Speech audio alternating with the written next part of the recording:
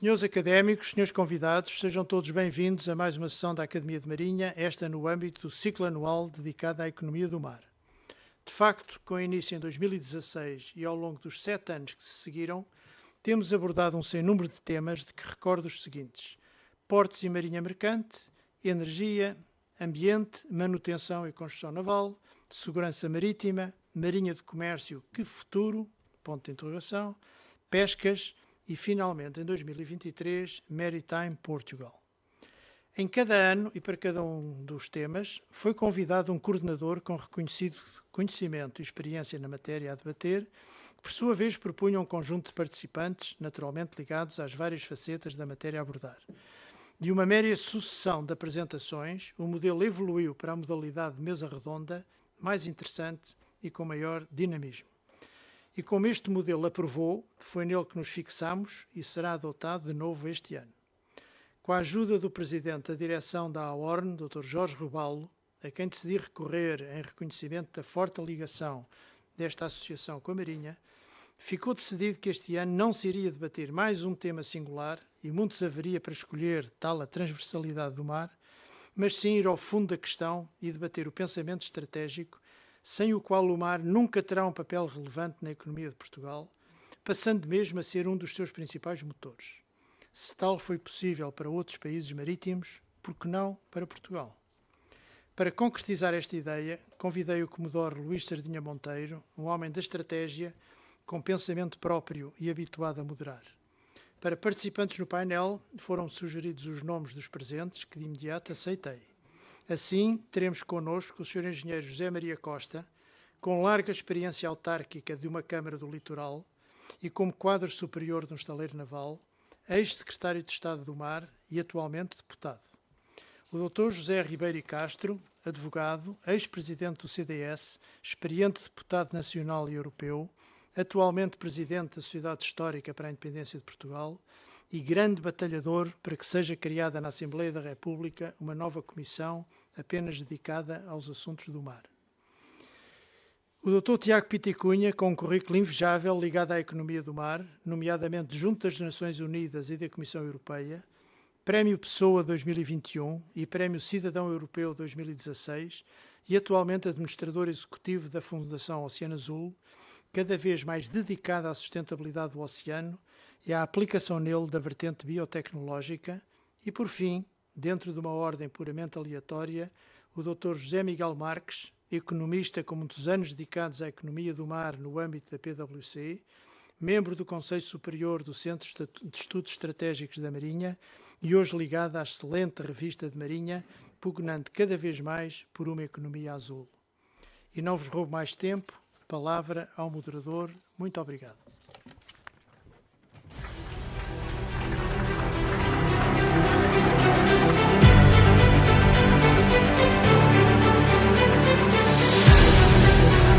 Boa tarde. Eu começo por saudar os convidados da mesa redonda e também todos os académicos aqui presentes. Eu vou iniciar com uma intervenção breve para lançar o debate e depois sentar-me ali na mesa, onde vou lançar aqui um conjunto de perguntas aos nossos convidados e depois, perto das 6h30, abriremos o espaço para perguntas da audiência, para termos aqui pelo menos cerca de meia hora para perguntas da audiência. Começando então a minha intervenção inicial, eu gostava de recordar como se ensina nas faculdades de Economia, considera-se tradicionalmente que os fatores de produção são a terra, o trabalho e o capital, sendo que por terra se entendem os recursos naturais. Ora, numa altura em que os espaços continentais do nosso planeta já não dão resposta a algumas necessidades da crescente população mundial, nomeadamente em termos alimentares e energéticos, o homem tem-se voltado cada vez mais para o mar, procurando nele aquilo que vai rareando em terra. Dessa forma, arrisco, com alguma ousadia, que talvez justificasse que o fator de produção, em vez de terra, se passasse a designar mar. Neste contexto, além do seu potencial como fonte de recursos naturais, isto é, como fator de produção, o mar tem uma importância bastante mais abrangente, dado o seu papel fundamental como estabilizador e regulador do clima, como fonte de biodiversidade, como via de transporte que concorre decisivamente para o comércio mundial e como fator de desenvolvimento humano, sobretudo para a elevada percentagem da população mundial que vive no litoral. No caso de Portugal, o mar sempre foi um elemento essencial para a independência, a segurança e o desenvolvimento nacionais, embora o país lhe tenha, de alguma forma, voltado as costas no pós-25 de Abril. Todavia, o último quarto de século trouxe-nos uma crescente consciencialização relativamente à sua importância para o nosso país. Para isso, muito tem contribuído a interiorização da dimensão espacial dos nossos espaços marítimos, uma vez que Portugal tem a maior zona económica exclusiva no espaço europeu e poderá vir a contar com uma das maiores plataformas continentais do mundo. Este retorno do mar à consciência pública portuguesa ter-se-á iniciado em 1998, o Ano Internacional dos Oceanos, que teve, em Portugal, uma materialização concreta com a consagração da Expo 98 de Lisboa, precisamente aos oceanos. Posteriormente, em 2003, foi criada a Comissão Estratégica dos Oceanos, que procurou analisar o mar em termos estratégicos, tendo produzido um importante relatório, datado de 2004, que considerou o oceano como o mais importante recurso natural do país e o apontou como o motor do futuro de Portugal. 2 anos depois da Comissão Estratégica dos Oceanos publicar o seu relatório, este viria a dar lugar à primeira Estratégia Nacional para o Mar, projetada para o período 2006-2016, que procurou valorizar o mar, apostando numa abordagem integrada para a sua governação. Pouco depois, em 2009, foi publicado o estudo O Hipercluster da Economia do Mar, da autoria da SAER, sob o impulso do saudoso professor Hernani Lopes, que constituiu outro relevante marco na produção de pensamento estratégico relativo à economia azul, pela abrangência da análise e pela pertinência das propostas apresentadas. Interessantemente, este relatório sistematizou o hipercluster da economia do mar num conjunto de áreas de atividade que incluíam os transportes marítimos, portos e logística, a náutica de recreio e o turismo náutico, a pesca, a aquicultura e a indústria do pescado, a energia, os minerais e a biotecnologia, os serviços marítimos, como por exemplo agências de navegação, transitários, afretadores e seguros marítimos, as obras marítimas, incluindo construção de cais e de outras infraestruturas portuárias, dragagens e levantamentos hidrográficos e, finalmente, a construção e reparação naval, que tem o seu centro de gravidade nacional em Viana do Castelo, cuja Câmara Municipal foi presidida pelo engenheiro José Maria Costa, também foi quadro superior dos então designados estaleiros navais de Viana do Castelo e que muito nos distingue com a sua colaboração neste painel. Segundo a sistematização feita pela SAER, essas 8 áreas de atividade económica são apoiadas por 4 componentes de suporte que atuam de forma transversal: a investigação científica, a defesa e segurança no mar, o ambiente e o pensamento estratégico. Cabe aqui referir que, em 2019, a Associação dos Oficiais da Reserva Naval criou com outros stakeholders um grupo de trabalho designado Ecomar 21, destinado a atualizar no aplicável esse estudo da SAER. Esses trabalhos foram interrompidos pela pandemia de Covid-19, sendo que esta sessão surge exatamente na sequência desses esforços de relançar o debate sobre o cluster da economia do mar. Nesta ótica, justifica-se recordar que uma das lacunas identificadas pela SAER no seu estudo de 2009 foi a falta de informação estatística relativa às atividades da economia azul. Contudo, logo a partir de 2010, o Dr. Miguel Marques, que muito dignifica esta sessão com a sua presença, encetou a publicação anual de um barómetro da economia do mar, que designou como lema, dessa forma contribuindo para mitigar a falta de indicadores institucionais de desempenho da economia do mar. Também a Cotec publicou em 2012 um importante estudo intitulado Blue Growth for Portugal, uma visão empresarial da economia do mar, coordenado pelo Dr. Tiago Pita e Cunha, que também teve a gentileza de nos distinguir com a sua participação neste debate. Mais recentemente, a Estratégia Nacional para o Mar, que, como já referi, tinha sido primeiramente publicada em 2006, foi atualizada por 2 vezes, primeiro em 2013 e depois em 2021. Uma das medidas preconizadas na Estratégia Nacional para o Mar 2013 foi a publicação de uma conta satélite do mar por parte do Instituto Nacional de Estatística. Mas ela acabou por ver a luz do dia apenas em 2 ocasiões, em 2016, referente ao período 2010-2013, e em 2020, abrangendo o período 2016-2018. De qualquer maneira, é de realçar que, de acordo com os dados da última conta satélite, a economia do mar, contabilizando os seus efeitos diretos e indiretos, representa cerca de 5% de toda a riqueza produzida pela economia nacional. Dito de outra forma, a economia do mar corresponderá a 2,5 a 3 fábricas como a da Auto Europa. Como vimos nas últimas 2 décadas, foram produzidos vários documentos de âmbito estratégico, mas o aproveitamento do tão propalado mar de oportunidades continua adiado. Não posso deixar de referir, como navegador e geógrafo que sou, que o mar português tem 3 características que, cada uma à sua maneira, em nada facilitam o seu aproveitamento económico. Em primeiro lugar, os espaços marítimos sob soberania ou jurisdição nacional caracterizam-se pela grande profundidade. Não são espaços pouco profundos como no Mar do Norte, em que é fácil implantar estruturas no leito marítimo e explorar o solo e o subsolo marinho. Em segundo lugar, o nosso mar é muito agreste, com ondulação alterosa, sobretudo no inverno, como bem sabem todos os marinheiros, o que também não ajuda à utilização e à exploração do oceano. Em terceiro lugar, as cartas náuticas mostram-nos que os nossos espaços marítimos se estendem até grande distância de costa, isto é, para áreas em que se torna difícil o apoio logístico a qualquer atividade humana que aí se desenvolva. Em ano de Jogos Olímpicos, como aconteceu este ano, cujo lema é mais rápido, mais alto, mais forte, podemos sintetizar essas 3 características do mar português na expressão muito profundo, muito agreste, muito distante. Dito isto, a realidade é que parece continuar a faltar qualquer coisa que consiga dar um propósito comum às atividades económicas relacionadas com o mar. Talvez essa peça possa ser a tão desejada Comissão Parlamentar para as Políticas do Mar, pela qual tanto se tem batido o Dr. José Ribeiro Castro, que muito nos honra com a sua participação nesta mesa redonda. Será certamente um fator estrutural de fomento da aposta no mar, dotando o Estado português de um órgão capaz de contribuir ao mais alto nível para os desafios da governação integrada do oceano, abordando numa perspectiva global, coerente e integrada, e garantindo continuidade no planeamento e na operacionalização da Estratégia Nacional para o Mar de legislatura em legislatura.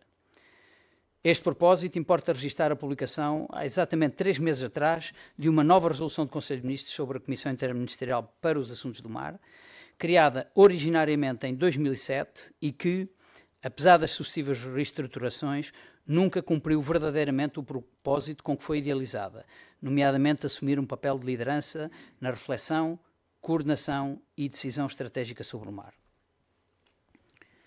Regresso à metáfora inicial do mar como fator de produção, para referir que é fundamental que o país consiga de vez aproveitar com dinamismo, inovação e respeito pelo ambiente e pela biodiversidade o potencial do seu mar, através de uma adequada articulação com os outros fatores de produção. O trabalho, que compreende os recursos humanos, e o capital, que inclui os recursos financeiros.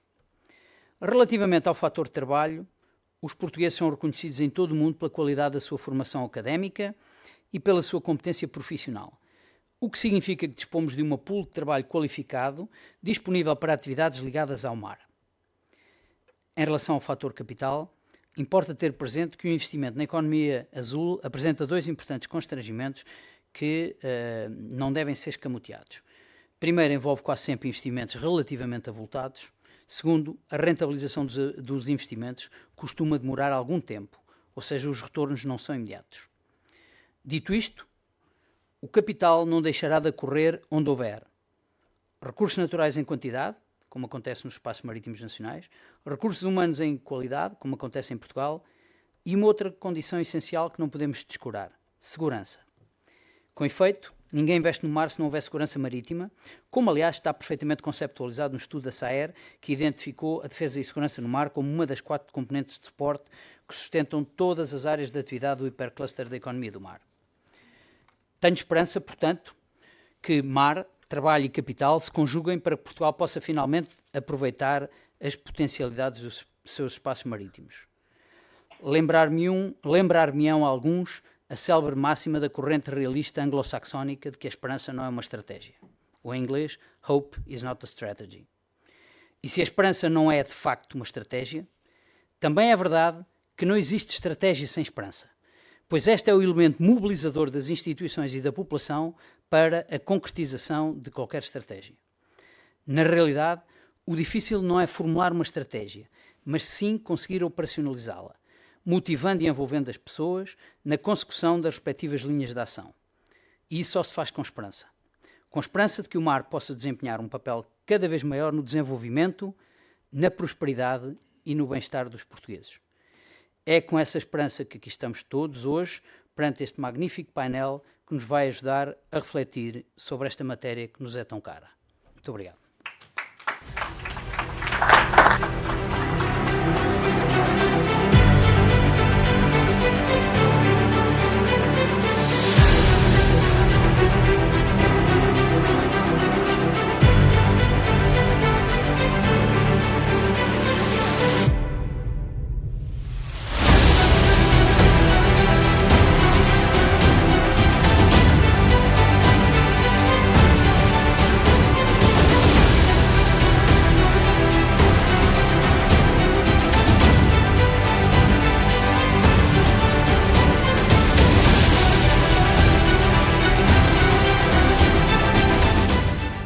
Feita esta introdução, eu vou então endereçar algumas perguntas aqui ao nosso painel e a minha intenção é fazer, de facto, 2 rondas de perguntas. A ordem é aleatória, e sendo que a segunda ronda será feita na ordem exatamente inversa da primeira. E eu começava exatamente pelo Dr. Tiago Pita e Cunha, que, como eu referi na minha intervenção, coordenou a equipa que produziu em novembro de 2012 o relatório Blue Growth for Portugal, uma visão empresarial da economia do mar, para a COTEC. Esse relatório refere que as empresas de atividade marítimas nacionais continuam a funcionar num contexto cultural pouco propenso à cooperação e à clusterização. E o estudo apontava exatamente para a necessidade, numa primeira fase, de se organizar em clusters, ao nível de grandes blocos setoriais, ou seja, organizando a economia do mar em torno de 5 ou 6 grandes clusters nacionais, já não tanto o hipercluster, mas clusters setoriais, e destacava o estudo até 3, transporte marítimo, fileira das pescas e construção e reparação naval, procurando assim aumentar o output das cadeias de valor correspondentes a cada um desses setores. Desde essa altura, e do acompanhamento profundo que tem mantido sobre todas as matérias relacionadas com o mar e a economia do mar, considera que houve alguma evolução, ou na generalidade, as empresas de atividades marítimas em Portugal continuam a funcionar de forma muito autónoma e isolada? Muito obrigado, Sr. Contra-Almirante, por esta pergunta. Há muitas pessoas que ignoram este estudo da COTEC. Aqui o engenheiro José Maria Costa estava-me a dizer que não o conhecia. Este estudo foi feito numa administração, nos idos de 2010, 2011, da COTEC, que tinha interesse em prosseguir esta área do mar, como sendo uma área estratégica para a economia nacional, mas foi, de facto, apenas aquela administração, porque a administração mudou e o projeto foi engavetado, como normalmente acontece nestas coisas em Portugal, e a nova administração já não quis continuar a prosseguir. Aliás, tive um grande apoio na altura da PwC e do Dr. Miguel Marques, que foi parte da equipa que elaborou o estudo. O estudo teve algo muito original, eu diria, para os estudos que são feitos da economia do mar em Portugal, porque ele implicou um permanente roadshow pelo país. Houve 1000 contactos, nós identificámos os principais setores da economia do mar na altura, não estávamos a falar de Blue Economy, de economia azul, estávamos em 2010, e fomos procurar os principais setores da economia do mar em Portugal e desenvolvemos 1000 contactos em torno das principais empresas desses setores. Lembro-me que em algumas delas foi verdadeiramente desafiante, porque percebemos que a maior parte, digamos assim, da reparação naval em Portugal é a pequena oficina quase de bate-chapas, digamos assim, e é difícil encontrar os parceiros e os players para compreender. Tínhamos um template que faria perguntas para perceber quais eram, digamos assim, os obstáculos, os estrangulamentos, porque é que esta economia não se desenvolvia de uma forma fulgurante. Desses 1000 contactos, fizemos 260 entrevistas, que é verdadeiramente uma cobertura muito extensa, e dessas 260 entrevistas conseguimos selecionar, capítulo a capítulo, cerca de 20 grandes líderes por setor, grandes empresas de líderes por setor. E foi com base nas entrevistas a essas 20 empresas por setor que nós tirámos uma radiografia, digamos assim, de setor a setor.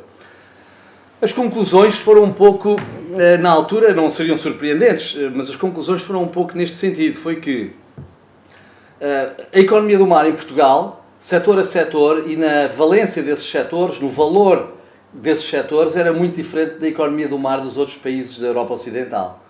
Ou seja, aquilo que em cima a economia do mar, num país como a Holanda, ou a Dinamarca, ou o Reino Unido, ou a Suécia, ou a Finlândia, ou a França, que é normalmente é o transporte marítimo, o shipping, em alguns deles com uma grande preponderância já também das energias offshore, principalmente do gás natural na Europa, mas também, como sabem, há grandes empresas europeias de petróleo offshore. Em Portugal, não. Em Portugal, de longe, o maior setor da economia do mar era a transformação do pescado. Chegámos à conclusão que a transformação do pescado valia já na altura 1.000 milhões de euros de exportações, qualquer coisa como 20% das exportações agroindustriais do país, o que é muito significativo.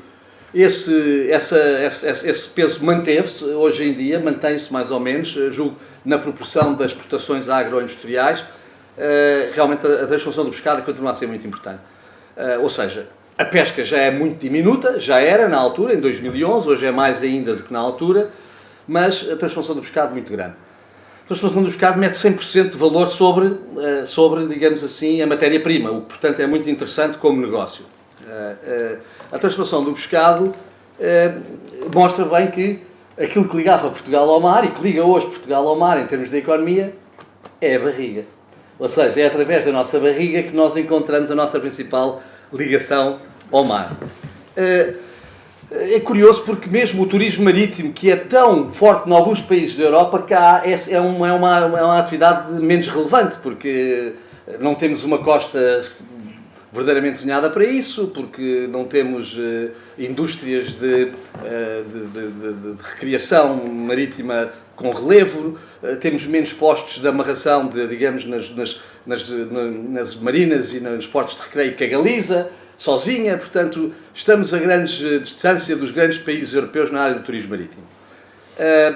Mas, no fundo, a conclusão do estudo foi que o pecado original desta economia do mar portuguesa, que se distinguia de forma diferente das outras economias do mar, era o desaparecimento do shipping, digamos assim, em Portugal. E que não era possível ter um verdadeiro cluster do mar sem haver uma forte indústria de shipping, de transportes marítimos.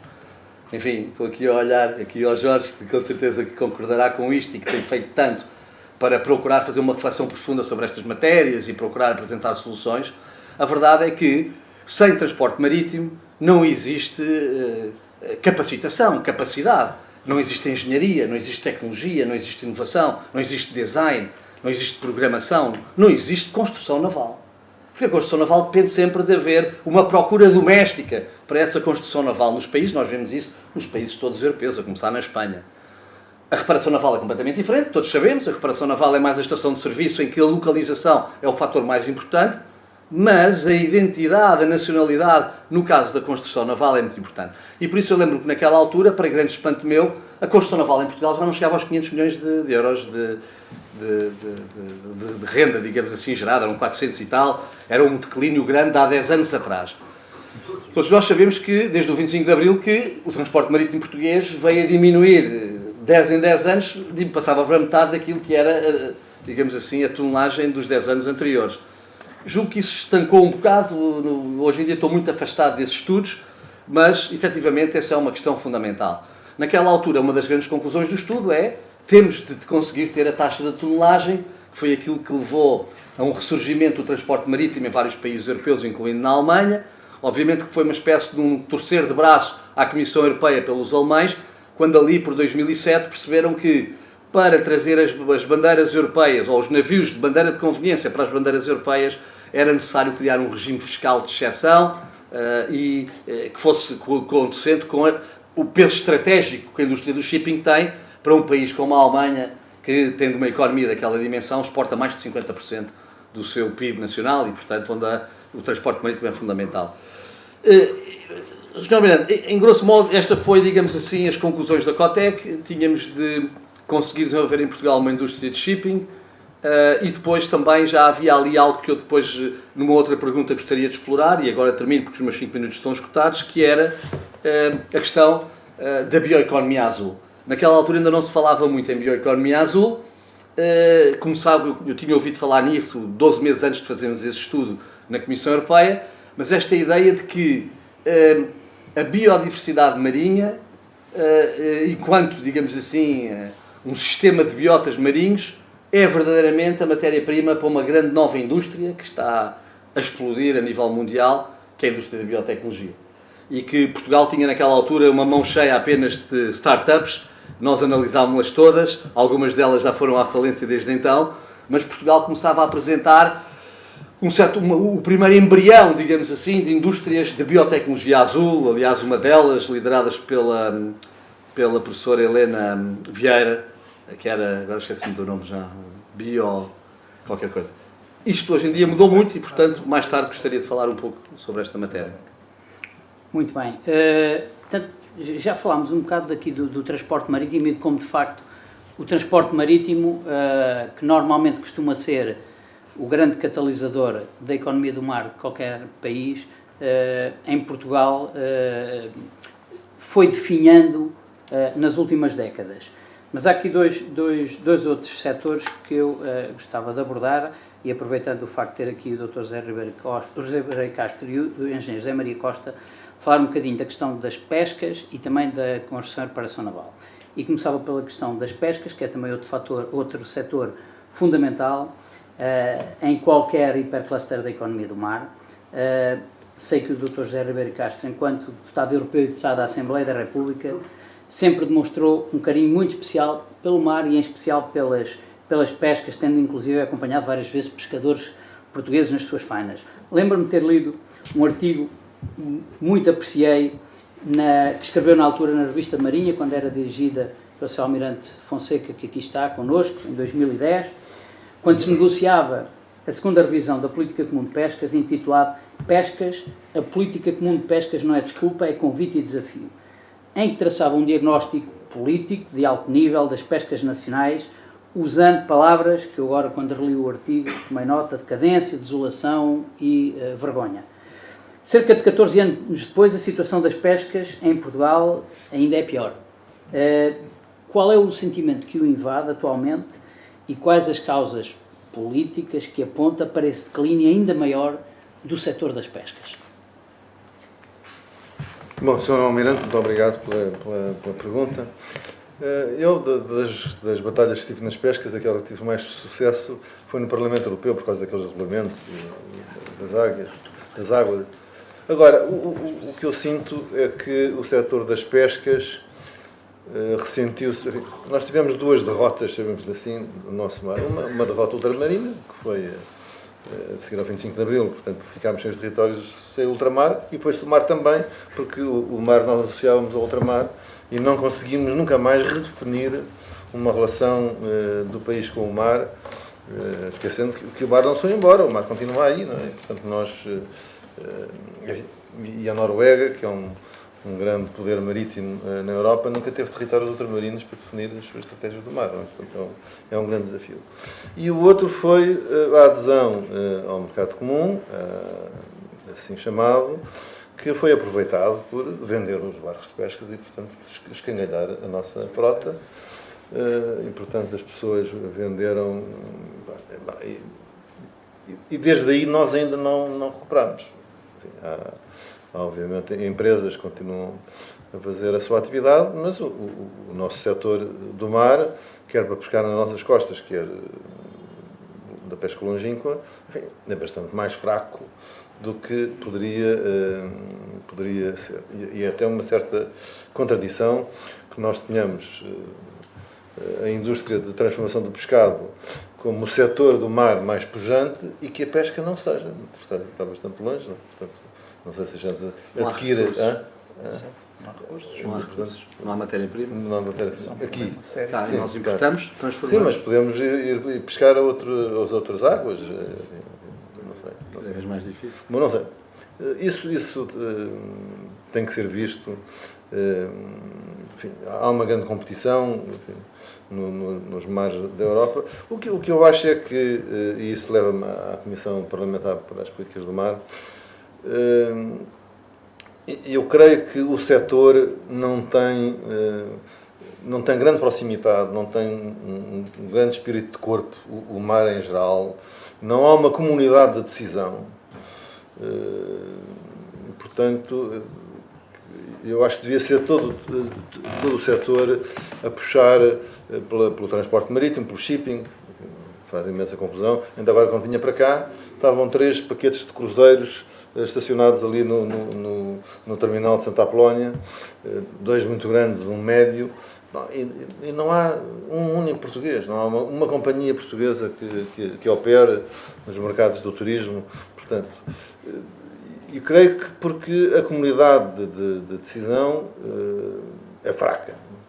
E eu acredito que, e o diálogo com o poder político é segmentado, a administração está também segmentada, e portanto, é preciso instrumentos que reúnam quer os decisores, quer aqueles que influenciam os decisores. Portanto, eu creio que a comunidade da Comissão Parlamentar seria importante para sentar todos os setores do mar junto do poder político, para as pessoas que acham que mas a Comissão Parlamentar não governa. Não, uma Comissão Parlamentar governa bastante, porque fiscaliza o poder político e governa ao fiscalizar todos os setores. Não é? Mesmo aqueles que são aparentemente menos relevantes, mas que têm algum efeito nas circunstâncias. Já agora eu conto porque é que eu me lembrei desta ideia da Comissão Parlamentar. Foi em 2011, salvo erro, e que houve uma bernarda na imprensa, porque se tinha subido as taxas de desembarque de passageiros no Porto de Lisboa. Isso levou a uma grande agitação. Bom, eu, nessa altura, era deputado e por acaso, pus-me a ver onde é que esse assunto poderia ser tratado. Portanto, fui ver quem é que tinha determinado essa taxa. Isso tinha sido um funcionário qualquer, do Serviço de Estrangeiros e Fronteiras, que aumentou a taxa e, portanto, que tinha tomado essa responsabilidade. Ora, no sistema que nós temos, aliás, ainda fiz algumas tentativas, completamente impossível que este tema fosse discutido. Era um sistema que estava a lesar a economia do mar em Lisboa, estava a lesar o turismo, mas era completamente impossível. Porquê? Porque o Serviço de Estrangeiros e Fronteiras funciona no sistema parlamentar na primeira comissão, Comissão de Justiça, Assuntos Internos, Assuntos Constitucionais, Direitos Liberais e Garantias. Portanto, trata das polícias, dos juízes, da GNR.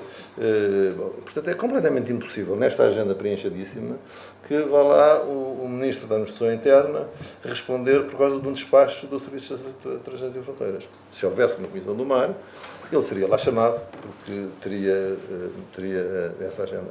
E creio que nas questões do mar há inúmeras questões deste tipo que não são tratadas e, portanto, depois são esquecidas. Há uns esforços, e depois, ou é como o estudo da COTEC fez, e depois muda a gerência e passa. E agora, enfim, até surgiu a ideia do grupo dos teimosos da Comissão dar mais um passo e procurar fazer a Confederação do Mar. É um pouco a mesma ideia. Mas eu creio que nós temos ainda que fazer um grande esforço de organização na sociedade civil para que isto vá por diante. Não é? Daqui por uns anos talvez faça a Batalha de 2011, a Batalha de 2015, a Batalha de 2019, das várias rondas da Comissão. Pode ser que um dia passe.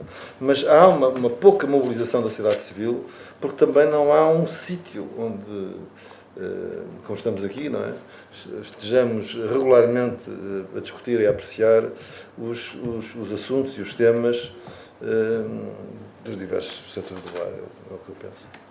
Muito obrigado. Nós ainda vamos voltar à Comissão Parlamentar para os Assuntos do Mar, mas eu gostava agora de me virar, embora o Sr. Engenheiro, como Secretário de Estado do Mar, tenha acompanhado todos os setores, tenha passado muito ligado, ou mais ligado à área da construção e reparação naval, até por força da presença da Câmara Municipal de Viana do Castelo, e sendo esse, o setor da construção e reparação naval, um dos vasos irrigadores de toda a economia do mar, pelo potencial para desenvolver outras indústrias suas clientes, como as da pesca, da náutica de recreio, das energias renováveis offshore, entre outras. o que é que considera que falta ao nosso setor da construção e reparação naval para dar o salto, catalisando e propulsionando o resto da economia do mar nacional? Muito obrigado, Sr. Contra-Almirante. Antes de mais, cumprimentar o Sr. Presidente da Academia, agradecer o convite, cumprimentar também os meus colegas e permito uma saudação muito especial ao engenheiro Oscar Mota, que já não havia há imenso tempo e que é responsável por eu estar nos Estaleiros Navais de Viana do Castelo. Portanto, foi uma das pessoas que, digamos, abençoou a minha entrada, portanto, na altura. Obrigado. Eu gostava, naturalmente, agradecendo a questão, talvez de dar nota que esta questão, até porque esta intervenção do Dr. Ribeiro e Castro, enfim, é uma questão importante que tem a ver também com, o Sr. Almirante falou na questão da estratégia. Eu acho que nós, quando olhamos para a economia do mar e quando olhamos para o mar, temos que referenciar, hoje, mudaram muitas coisas desde 2011, portanto, de facto, o mundo mudou muito. Mas eu penso que há aqui talvez, se quiséssemos dividir em 3 áreas, uma primeira área que se prende com a geoestratégia associada ao mar. Penso que este é um reposicionamento que Portugal tem que ter naquilo que o mar hoje representa, não só naquilo que será o território do futuro, digamos, com as convenções internacionais do direito do mar e com aquilo que poderá ser também uma exploração futura do fundo do mar. Portanto, esse é um espaço importante. É também, e o Sr. Almirante de Cima tem sido também um dos grandes protagonistas nessa matéria, é um espaço também de afirmação da autoridade do nosso território, portanto, de afirmação, e num contexto internacional cada vez mais complexo, com uma geoestratégia política muito mais complexa, nós verificamos que a presença tanto do mar e das componentes da segurança do mar são fundamentais, até porque cada vez mais é no mar que nós encontramos aquilo que são os novos desafios, aquilo que será, digamos, a nova economia do mar, que se prende com a aquacultura offshore, que se prende com as energias, que se prende com os cabos, que se prende com o transporte de energia. Enfim, é uma área, de facto, muito importante. Daquilo que me parece, e permita-me discordar ligeiramente, mas também acho que a mesa redonda também serve para isto. É para isso mesmo. Eu penso que nós estamos se calhar num novo paradigma relativamente às questões da pesca. Hoje a chamada pesca selvagem tem tendências a decrescer. Há mesmo preocupações do ponto de vista da conservação dos recursos e há, digamos, uma nova área, portanto, cada vez mais, todos os estudos apontam nisso, cada vez mais a questão da aquacultura sustentável como uma resposta para a produção de alimento, de proteína, portanto, oriunda do mar. Portanto, eu diria que a Comissão Europeia está-se a preparar para inviabilizar e bem aquilo que é a pesca do arrasto. Um estudo da Gulbenkian, que há uns anos dizia que era como aquelas autoestradas que se fazem na Amazónia, portanto, destroem praticamente tudo. Portanto, esse é um espaço importante. Temos que encontrar aqui, portanto, esta solução. Uma outra área também tem a ver com o transporte marítimo e com aquilo que são as grandes questões que se prendem hoje também com a descarbonização, com o chamado green shipping, que é também uma nova mudança muito importante que vai promover, digamos, uma alteração substantiva, não só naquilo que são as condicionantes dos próprios navios, da sua dimensão, mas também dos novos combustíveis e da logística associada a isto.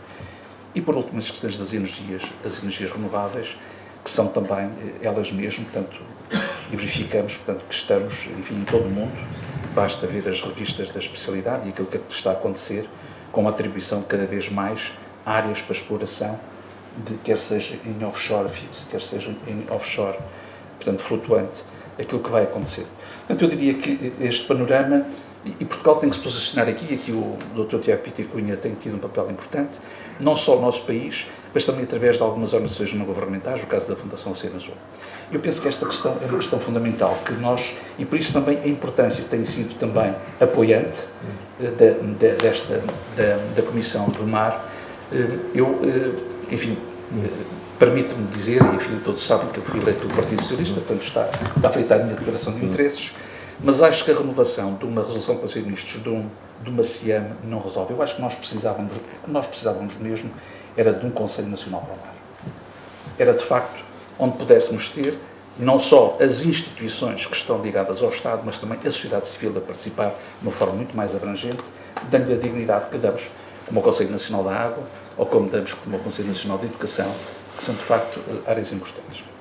Mas estava eu a referir que esta questão da geoestratégia é importante, que é no nosso posicionamento internacional, de termos também aqui uma representação por mérito próprio daquilo que são as instâncias europeias cada vez mais e também a Europa e tudo aquilo que são as políticas europeias cada vez mais se centram na atitude, digamos, relacionada com as pescas, e temos que abrir um bocadinho mais.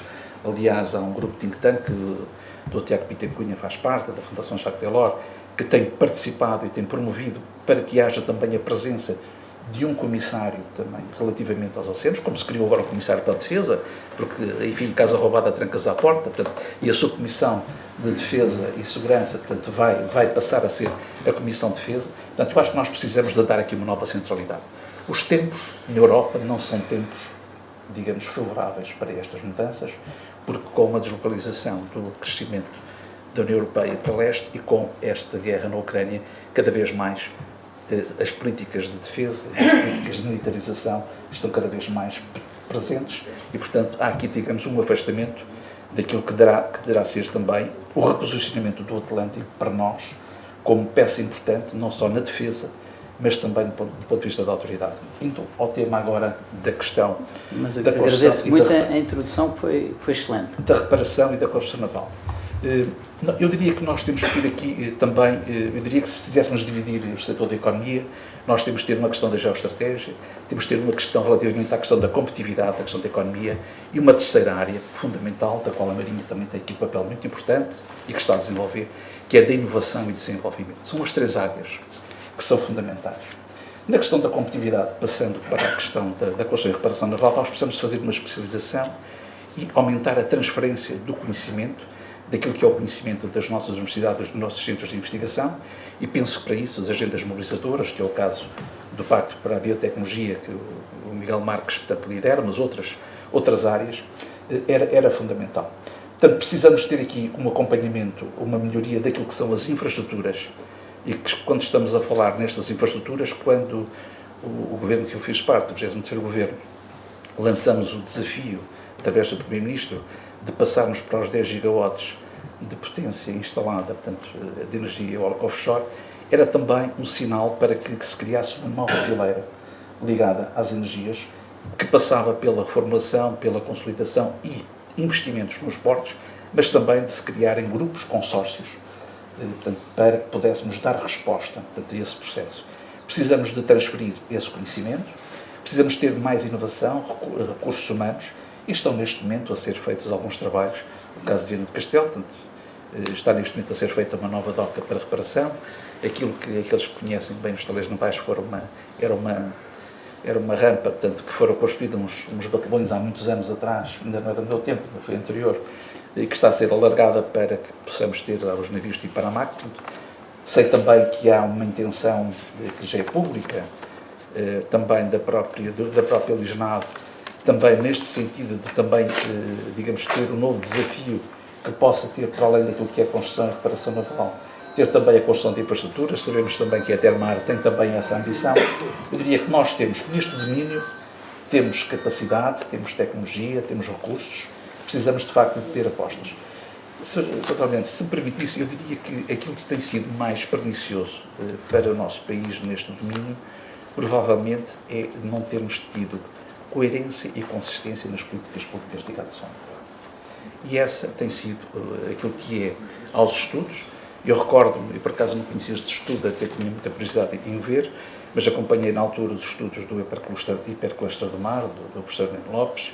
Aliás, o projeto Centro de Mar de Viana do Castelo foi um projeto, no fundo, da democratização do ensino náutico, da náutica para os jovens. Portanto, todos os jovens de Viana do Castelo fazem 4 modalidades: a vela, o remo, a canoagem e o surf. Portanto, está integrado, digamos, no plano curricular. Deveu-se precisamente a essa aposta, porque na altura o professor Nuno Lopes dizia que a nossa relação para o mar não podia ser só do verão das praias, mas tinha que ser muito mais para além disso. Portanto, eu diria que há aqui uma especialização, uma melhoria das infraestruturas, e precisamos depois também de ter aqui o apoio, e nesse aspecto foi importante a assinatura dos novos navios patrulho-oceânicos para Viana do Castelo, porque precisamos também de apostar naquilo que é, digamos, os nossos estaleiros, para que eles possam também desenvolver este setor. Eu penso que a questão das infraestruturas offshore poderão ser, enfim, a Sra. Ministra anunciou isso, que vai até o final do ano lançar, enfim, a ambição não será dos 10 gigawatts, serão os 2 gigawatts até 2030, depois até 2040, 2050, os restantes. Poderá ser aqui uma oportunidade para se fazer, digamos, este investimento que é necessário nestas infraestruturas para melhorar, portanto, todo este processo. Gostava de dar nota também, que por vezes não se sabe, é que Portugal é um grande exportador da náutica de recreio, portanto, de embarcações de recreio, nomeadamente da Brunswick e da Beneteau. Cerca de 40% da produção europeia de embarcações de recreio são feitas em Portugal, curiosamente em Vila Nova de Cerveira e Valença, portanto, são as duas áreas, e temos também, portanto, que aumentou bastante, se forem ver os números das exportações e a componente da exportação, portanto, do Conselho de Vila Nova de Cerveira, verificam lá esses valores, precisamente desse grande apoio, e temos também, tanto no sul do país, nomeadamente no Algarve, a Nautiber é um expoente, mas há outras que também têm esse aspecto. Mas voltando, a questão da especialização, do investimento, eu acho que há aqui uma questão do investimento direto também, e eu permita-me só dizer isto, eu acho que houve uma medida que no plano da recuperação e resiliência passou um bocadinho despercebida ao comum dos cidadãos. Aliás, o meu ministro, o professor Costa e Silva, tinha um especial carinho por esta medida, que são as agendas mobilizadoras. E um bocadinho referiu isso. Nós temos alguma dificuldade, eu sei que estou a roubar um bocadinho de tempo, mas na próxima jornada reduzem o tempo. Estamos perfeitamente bem. Já me foi habituado a isto na Assembleia da República, que é também a ter que controlar um bocadinho o tempo, que é difícil. Mas as agendas mobilizadoras, no fundo, quando surgiram, eram para procurarmos ter, digamos, a transformação do conhecimento e da inovação que se faz nos nossos centros de investigação, nas nossas universidades ligadas ao mar. Temos muita coisa e lideramos muitos projetos a nível europeu e a nível internacional para a indústria, para os chamados chão de fábrica, e depois haver um financiamento financeiro para que se possa depois passar, digamos, à produção, à industrialização. Esta é nós temos 53 agendas em vários setores, no setor do mar, no setor da saúde, no setor da aeronáutica, nos drones, enfim, Portugal lidera, como sabem, portanto, também este setor. Portanto, e esta é uma área importante.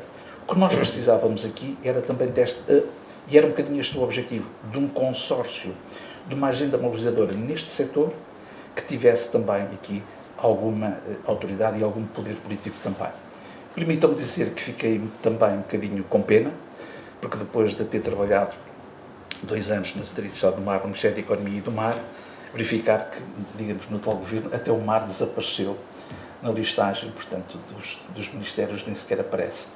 Isto são sinais, parecem pouco importantes, mas são sinais também daquilo que é, digamos, a centralidade ou não centralidade deste tema e da importância que lhe damos ou não lhe estamos a dar na construção também daquilo que são as políticas públicas para este setor.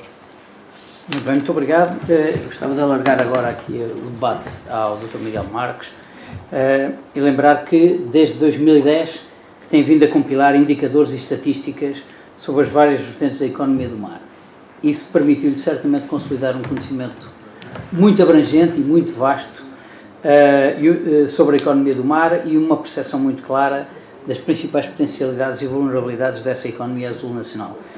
Pelo que eu, nesta primeira intervenção, pedia-lhe que nos tentasse dar uma ideia de quais são essas principais vulnerabilidades e essas principais potencialidades que se apercebeu da análise estatística desses indicadores nos últimos 14 anos, desde 2010. Muito obrigado, Sr. Dr. Almirante. Primeiro, saudar os colegas da Academia de Marinha, dar os parabéns ao Sr. Almirante pelo trabalho que tem feito. A Academia de Marinha é um bastião que não deixa morrer este assunto, isso é importante. Saudar os colegas do painel e, estando aqui, não posso, e tendo sido referido tantas vezes o estudo que foi referido, a pessoa que mais o encarnou e corporizou foi Fernando Ribeiro Castro, portanto, também em homenagem dele, falarei. Dizer que sim, eu acho que os números são importantes. Eu diria que vivemos neste momento da adolescência, da existência e interpretação dos mesmos, após termos passado a infância dos mesmos, portanto.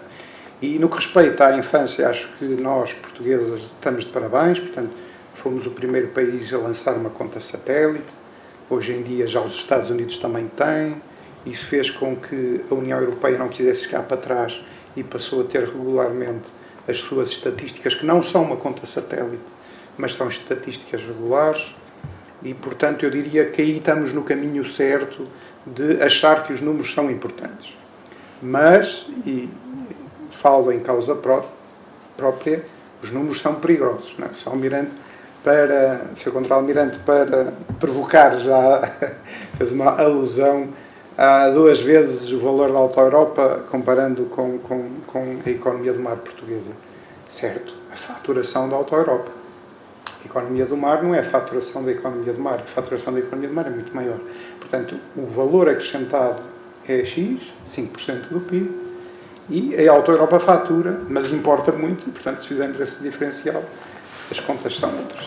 Mas fez muito bem ao lançar o número, porque provocou e de facto nós deveríamos ser, mesmo utilizando essas diferentes metodologias, e cuidado com as comparações. Cuidado com as comparações. Por isso é que eu acho que estamos na adolescência do uso dos números. E quais são os indicadores que me dizem dizer que estamos na adolescência? Porque se nós formos acompanhar desde o início todos os relatórios, venham de onde vierem, tenham a qualidade do que tiverem, notamos que inicialmente tinham muito detalhe, por vezes quando eram sobre continente, o mundo tinham os detalhes do país.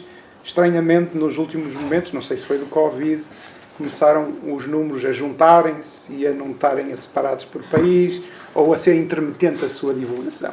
O que me diz que não seja a falta de números, mas o medo do que os números poderão causar. Portanto, nós, e volto a falar, os números são importantes, não são deuses, ou seja, a ausência de números é jogar a roleta russa, a existência de números não é a solução, é um meio, é um instrumento importante e temos de ter cuidado com eles. Dito isto, os números dizem que nos últimos 20 anos nós fomos capazes do melhor e do pior. Começando pela construção naval, fomos capazes de a tentar reduzir a 0 quase, e não é por estar aqui o Sr. Engenheiro, mas foi um de muitos que se levantaram e vieram aqui para a frente da Assembleia da República por causa dos números, estávamos a chegar a 0, os empregados estavam todos a ser despedidos, e alguém também no seu senso, com atenção, às vezes as contraposições não vêm de um certo ou de um errado, vêm de umas decisões que se tomam e às vezes o facto de não se ter toda a informação. E portanto nós fomos capazes do pior, que foi levar a construção naval a quase 0 e estarmos a conseguir ser extraordinários, porque conseguimos colocar muitas encomendas na construção naval, as possíveis, no momento em que o mundo como um todo na construção naval está flat. Ou seja, a construção naval no mundo, nos últimos 10 anos, não está a crescer. E nós conseguimos, nos últimos 10 anos, pôr a nossa construção naval a crescer em contraciclo. Portanto, isso é extraordinário. Saudar as pessoas da construção naval, que tal como a Academia de Marinha, nunca desistiram, bateram o pé. E porquê que a construção naval é importante? Já falou que o Sr. Contra-Almirante ser um vaso irrigador. Eu diria que é mais do que isso. A construção naval. Portanto, nós somos seres terrestres. Para trazer valor do mar, sozinhos não conseguimos, porque não somos peixes, nem somos mamíferos aquáticos. Portanto, precisamos nos transformar, equipar-nos. E é aí que a construção naval entra. E pegando, portanto, no que disse da construção naval, eu acho que a robótica é também uma nova componente da construção naval. Não sei se a construção naval tradicional a quererá acolher ou se ela vai surgir com uma associação normal, diferenciada. Teria pena que assim fosse, porque sabemos sempre, parece que há aqui uma dicotomia entre a tradição e o futuro. Eu acho que é péssimo aí.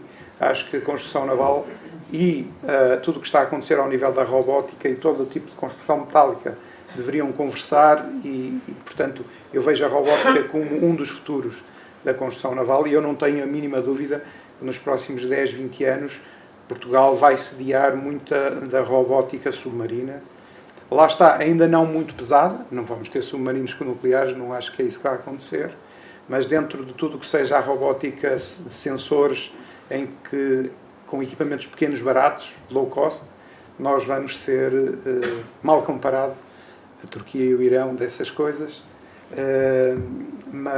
e está a acontecer, repare-se a evolução crescente da frota, número de frota e de pessoas que navegam, da frota científica, muito ela aplicada à biotecnologia e também à robótica submarina. Portanto, recentemente, e se calhar o Tiago falará do Gorrins, e portanto teve uma verdadeira, eu acho que em termos de número seria a quantidade que foi à Índia de embarcações, não as mesmas, mas para terem uma noção, as nossas frotas estão a mudar e estão a caminhar em sentidos, não sei se é bom ou se é mau, é o que está a acontecer no terreno, com ou sem estratégia. Continuando na senda dos números, os números dizem-nos que o mar não é uma opção, é uma realidade. Aquilo que é opção é nós apostarmos mais ou menos, porque vai continuar a existir. E, portanto, nas trincheiras, eu digo nas câmaras municipais, nas ruas, nas lotas, fervilha com os que existem. Não são... Outra nota importante dos números, não se podem comparar números com décadas e com regimes diferentes e com... Portanto, todos os números têm que estar contextualizados. Portanto, se pegarmos numa série da pesca e fazemos 100 anos, a mim não me diz nada, só vejo a cair. Agora vamos ver, mas o que era a pesca, como é que se decidiam. E depois também uma nota muito importante é o tempo. Ou seja, no mar, a curto prazo, são 5 anos, não é 1 ano. E, portanto, estamos a viver na economia da tecnologia, em que tudo acontece ao segundo. Se no mar 5 anos é o curto prazo, parece que desinteressa. Nós temos de ter estratégias que considerem isso. Obviamente consegue-se partir 5 anos em meses, dias e segundos, e temos que ter estratégias para a realidade das pessoas que temos. Isto leva a que, na componente do financiamento, números de financiamento, portanto, existe aquele chavão, não atires dinheiro ao mar, não é? É um ditado português, portanto, há um anátema terrível sobre o uso do dinheiro no mar. Também há quem diga que é tudo muito mais caro, e é porque é que estamos a comparar com coisas mais baratas. Quer dizer, a comparação aí é muito perigosa, não é? Eu acho que devemos olhar para características, os navios valem o que valem, custam o que custam, queremos ou não queremos ter. Se começarmos a comparar com carros e com aviões, não vamos a lado absolutamente nenhum, e portanto, se de alguma coisa servirá o que eu estou para aqui a dizer, é que não se comparem, tenham muito cuidado com as comparações numéricas. Eventualmente o Tiago também falará de biotecnologia azul, não tenho dúvida que os números dizem, e eu vou falar só de um número de biotecnologia azul, que é, há 20 anos atrás, começaram a entrar a primeira vaga para licenciados em biologias marinhas em larga escala. Hoje em dia é gente que tem 50 anos, 55 anos, e estão na altura de realmente concretizar os seus sonhos, isso está a acontecer, e portanto nos próximos 10, 20 anos, eu não tenho a mínima dúvida que o país vai liderar os temas da biotecnologia azul em várias matérias, desde as macroalgas, desde tudo o que sejam... Neste momento estão a ser investidos e injetados no território nacional refinarias, neste caso biorrefinarias, ainda numa fase demo, ou seja, já não são laboratoriais, já existem, já funcionam, algumas delas já em produção exportadora. Portanto, nós vamos ter um país com muitas refinarias, não somente de petróleo, são bio. Portanto, o país, ou seja, há aqui um número que foi o número de pessoas que entrou há 20 anos atrás, lá está 4 períodos de curto prazo, que neste momento não só sabem, são cientistas, constituíram um pé de meia que levou a que as startups passassem a ser PMEs e, com a ajuda do PRR e de outras situações, conseguiram-se agrupar em consórcios e estão a andar para a frente. Sobre a pesca, eu não tenho dúvida, a pesca vai ser sempre extraordinária, será sempre diferente. E a próxima década da pesca será uma década de valor por unidade vendida e uma década de convencer as pessoas que o carapau é tão bom como a sardinha e, portanto, pode ter um valor de venda tão próximo quanto a sardinha. Porque, como vocês sabem, o tema do valor tem duas componentes. O valor intrínseco, eu necessito de comer e necessito comer saudável, mas se eu tiver mais dinheiro, eu tenho mais opções e posso até comer mais, não é? Ou seja, é dado um valor ao bem pela percepção que eu dou ao bem. E compara-se claramente a diferença de preço entre a sardinha e o carapão, advém única e exclusivamente de um treinamento, de um uso. Se calhar é necessário pegar num santo popular diferente da época, portanto, noutra época, e dizer que este é o santo do carapau. E aí nós fazemos uma tradição. Portanto, nós já não pescamos muito bacalhau, mas continuamos a comer bacalhau. Não se esqueçam, muitas vezes o passado é o futuro. E eu sei que no futuro, que é o próximo Natal, se Deus quiser a minha mãe ainda estará viva, vai-me fazer bacalhau. Portanto, eu sei o meu futuro por causa de séculos de passado. E no alimento, isso é vital, aliás. Como é que se educa uma criança, não é? O pediatra não diz, agora dá um bocadinho mais disto e aqui daqui, ele vai-se treinando. Nós não só o estamos a alimentar, como estamos a induzir naquele sistema nervoso central, isto é que é bom. Portanto, e nós, para o carapau, vamos ter que induzir, isto é que é bom, A Doca Pesca tem feito algum trabalho. Não, Estou a dizer do carapau, mas é o carapau que está em cima da mesa. E Sr. Contra-Almirante, eu posso ir agora por todas os setores e os subsetores.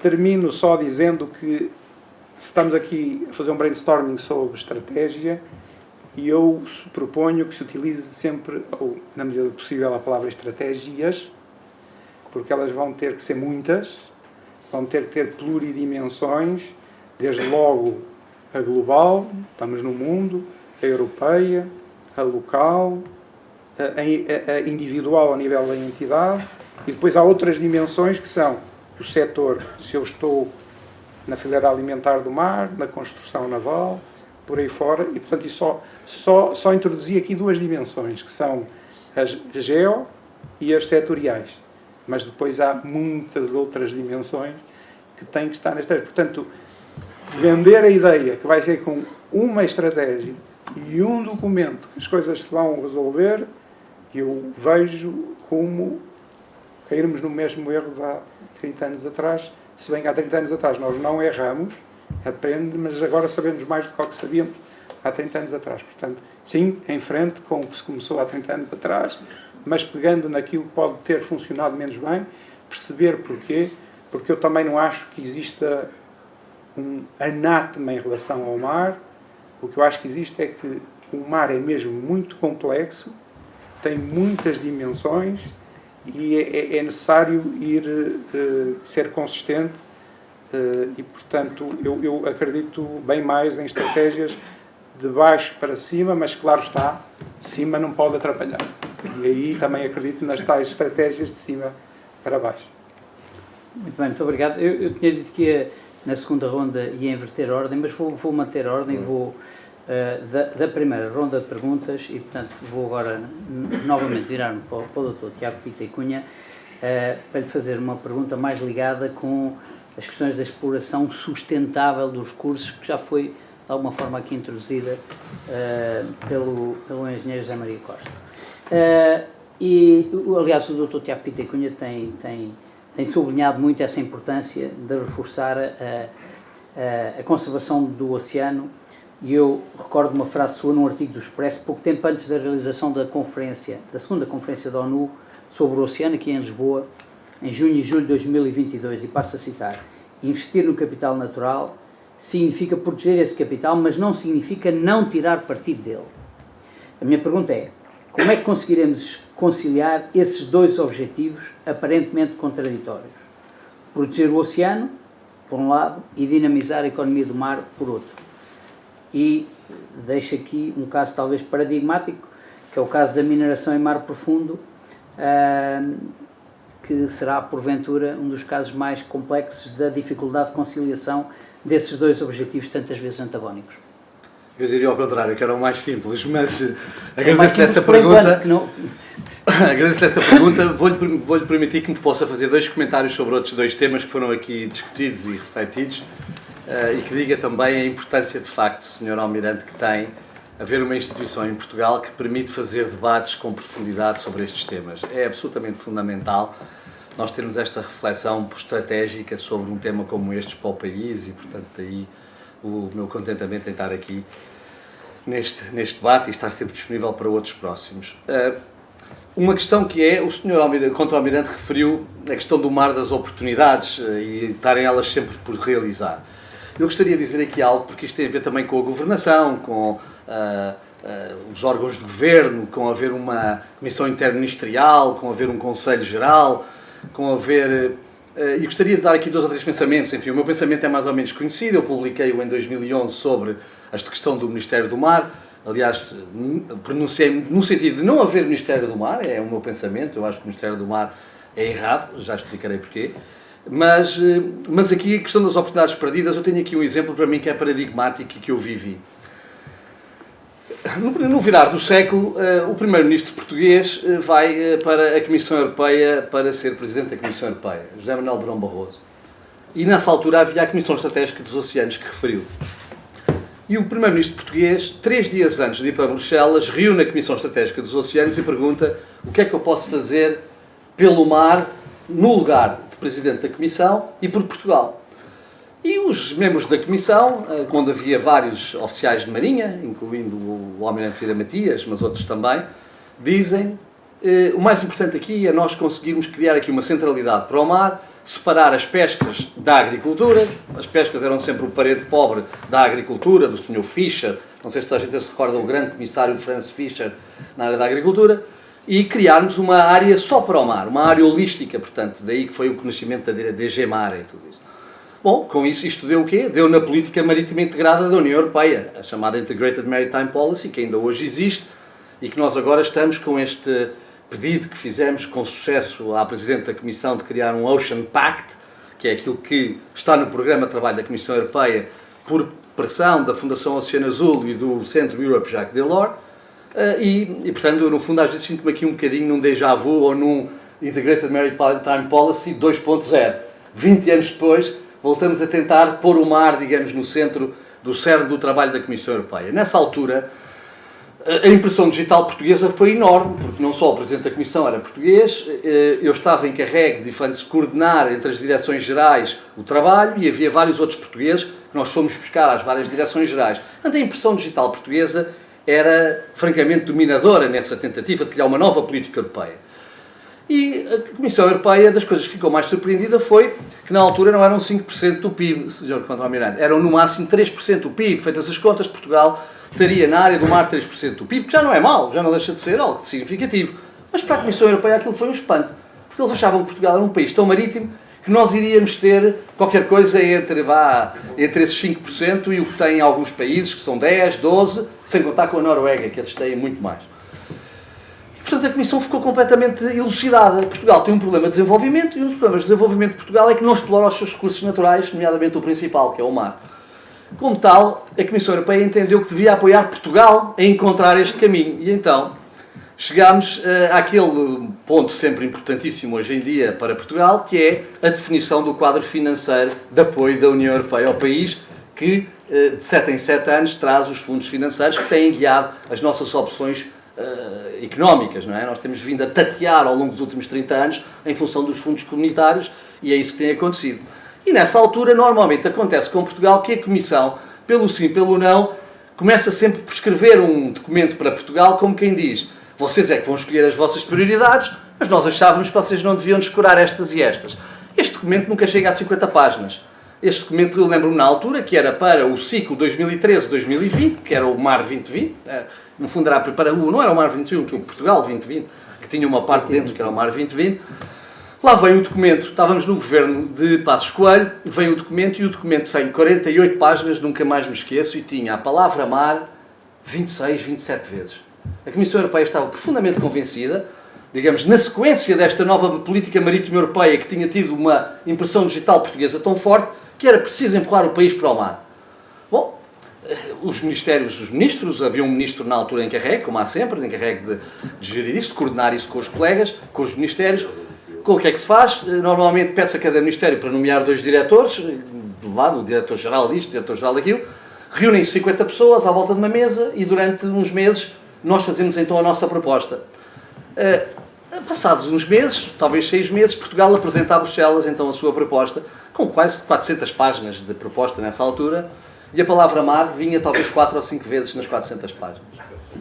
Portanto, passámos de um documento da Comissão Europeia de 48 páginas com 20 vezes a palavra mar, para um documento português com quase 400 páginas com quase 4 ou 5 vezes a palavra mar. Isto é a realidade. Isto diz tudo sobre o nosso país. Portanto, nós somos exatamente aquele tipo que, somos um bocadinho, comparando-nos com uma pessoa, somos aquele tipo que tem 1,80m, ou 1,80m não, isto tem 1,95m, e em vez de se candidatar para jogar basquete, quer ser jockey de corridas de cavalos.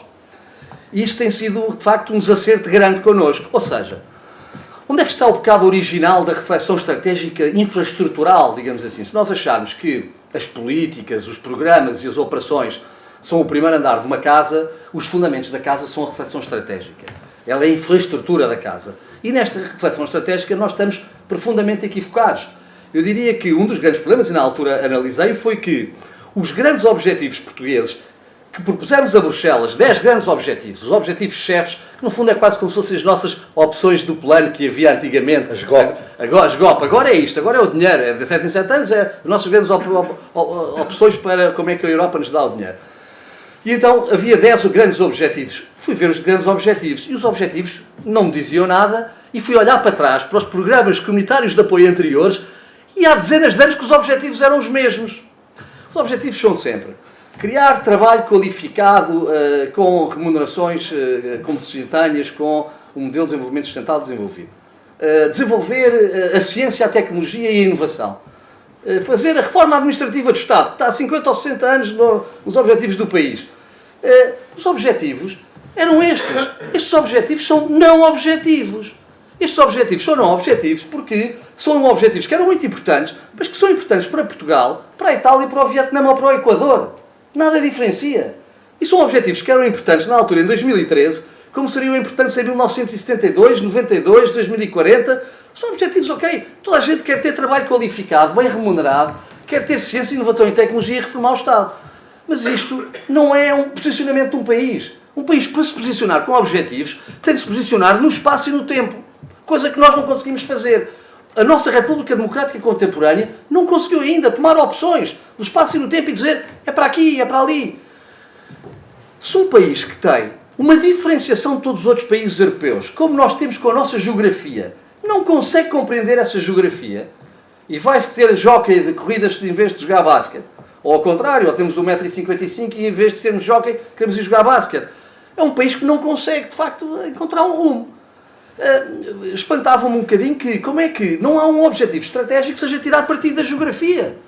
Como é que isso não é uma prioridade? Porque se nós tivéssemos essa particularidade, como eu costumo dizer, nem a língua é nossa, a língua é de muitos países que falam português. A única coisa que nós temos, que é genuinamente nossa e nos diferencia, é esta imensidão oceânica. E esta nossa geografia. Portanto, ou isto se transforma num objetivo que é depois transversal a todos os outros objetivos do país, ou nós não conseguimos, de facto, dar um passo muito grande. Eu peço desculpa porque alarguei-me aqui com as oportunidades e já queimei o tempo para as outras respostas. Queria dar só uma palavra também sobre governação, muito rapidamente, se pudesse, que é... A questão da governação é muito complexa, de facto. Este governo deixou cair o Ministério do Mar, de alguma maneira. Eu disse, naquele meu livro sobre Portugal e o mar, eu disse que não era a favor do Ministério do Mar, porque costumo dizer que nós não conseguimos encapsular o mar, de tão importante que é, e transversal a todas as tutelas, numa só tutela.